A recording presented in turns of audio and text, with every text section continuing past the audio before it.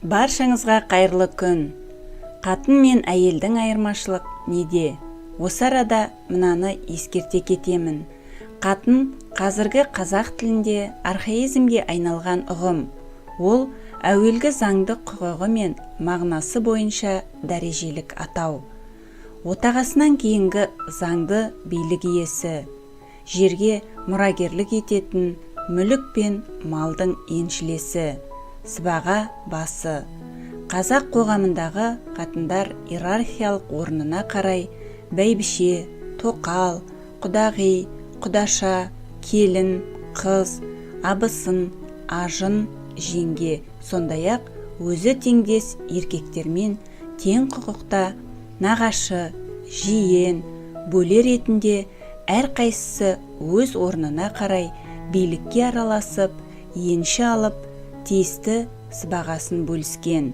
Тіпті күңнің де мұрагерлік құқығы болған. Ал бүгінгі әдеби тіл айналымындағы әйел ұғымының араб тіліндегі мағынасы күңсі, яғни күңнен де төмен, бас еркі жоқ, өлсе құнсыз, еңбегіне жалақы төленбейтін, туған баласы да есепке алынбайтын, басыбайлы үй салмасы. Кеңестік теңгерме саясат тұсында сауаты төмен ортадан төмен тәрбие мен әдеп сіңбеген белсенді қазақ әйелдері, біз меншік иесі қатын емеспіз, мал мүліксізбіз, басыбайлы крестьянкалар сияқты біз де әйелдерміз деп таптық астар беріп 1927 жылдан бастап шыққан журналдың атын әйел теңдігі, кейінгі Қазақстан әйелдері деп атады. Содан бастап әйел ұғымы жазба әдеби тілдік термин ретінде қалыптасып қалды.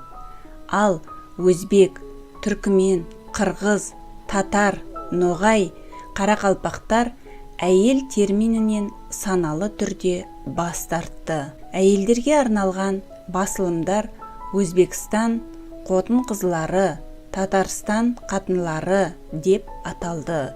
Біз негізі әфсана арқауының мақсатына сәйкес олардың тақ билігіне иелік ететін заңды құқын, билік аясын, мұрагерлік еншісін анықтайтын дәрежелік мағына беретін қатын атауын қолдандық.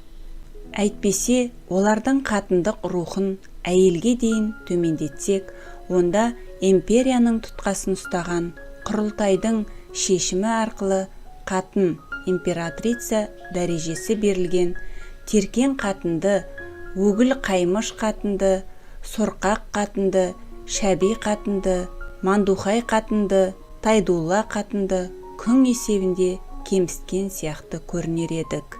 Мұндай мағынасы теріс түсінік беретін ұғымдар әр тілде кездеседі. Сондай-ақ осы әпсанада кездесетін алтын ұрық, кекті жатыр, кекті қатындар, ұлы жесірлер, күндестер, тағы басқа тырнақшаға алынған сөздердің тарихи термин екенін ескертіп, жатсынбай қабылдауды өтінеміз.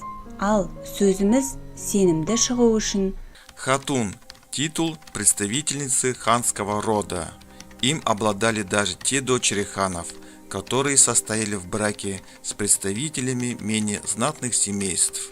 Супруги ханов из дочерей беков не имели права на этот титул и назывались обычно уджин, фуджин или беки, бегом. Впрочем, в летописной традиции их также могли называть хатун, несколько повышая их статус. деген орыс ғалымдары Почекаев пен Почекаеваның пікірін түпнұсқа бойынша келтіруді орынды санадық. Автор Тұрсын Жұртбай.